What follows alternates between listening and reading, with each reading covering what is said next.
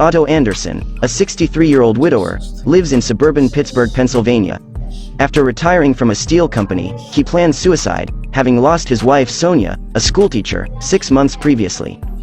During a suicide attempt by hanging, he is interrupted by his new neighbors, Marisol, Tommy, and their 2 daughters, Abby and Luna. Otto has flashbacks to his past. Years previously he tried to enlist in the army but was rejected due to his hypertrophic cardiomyopathy. He meets Sonia on a train after returning a dropped book to her.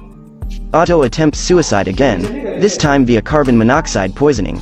He experiences a flashback to a dinner with Sonia, confessing to her that he is not enlisted in the army due to his heart condition and doesn't have a job, prompting Sonia to kiss Otto. Marisol disrupts Otto's suicide attempt, asking him to take her and the kids to the hospital after Tommy fell and broke his leg using a ladder that Otto had lent to him. Otto reluctantly agrees. Otto has a flashback to his graduation with an engineering degree, when he asks Sonia to marry him. During a suicide attempt by train, an old man faints and falls on the railroad tracks. Otto saves the man and the incident goes viral. Otto then takes in a stray cat, which he had previously considered to be an annoyance. Otto takes Marisol for a driving lesson and they visit Sonia's favorite bakery, which the couple formerly frequented every weekend. There, he tells her about his friendship with a man named Ruben, the two having worked together to establish rules and order, with Otto as chairman of the neighborhood association board. The two grew apart after Ruben's preference for Fords and Toyotas over Otto's Chevrolets and the coup of replacing Otto as chairman.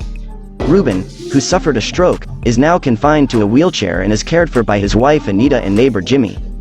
A local transgender teen, Malcolm, recognizes Otto as Sonia's husband while delivering newspapers and circulars in the neighborhood.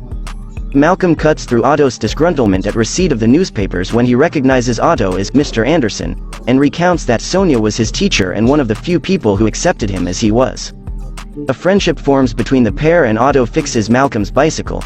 After dodging a social media journalist named Sherry Kenzie who is attempting to interview Otto in relation to the earlier viral video, he gets angry at both Marisol and a Die-in-America real estate agent, not wanting to come to terms with Sonia's death.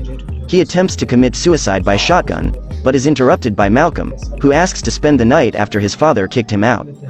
Otto learns that Die-in-America is planning to force Ruben into a nursing home and take their house, after illegally finding out that Anita was diagnosed with Parkinson's disease. Otto agrees to help Anita and Ruben.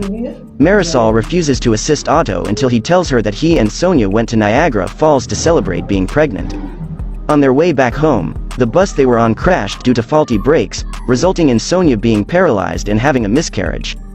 The neighborhood was not accessible to Sonia and Otto was voted out of the chairmanship after having a heated confrontation with a Die-in-America representative. With the help of the neighborhood and Sherry Kenzie, Ruben and Anita are able to keep their home. Otto collapses and is taken to the hospital, where he lists Marisol as his next of kin. After being told by a cardiologist that Otto's heart is too big, she laughs, before going into labor, giving birth to a son. Otto gives his old car to Malcolm and takes Marisol and her kids for a drive in his new Silverado EV. One day, Tommy notices that Otto didn't shovel the snow on his walkway. Marisol and Tommy enter Otto's house to find him dead, having succumbed to his enlarged heart. A funeral is held, attended by his neighbors.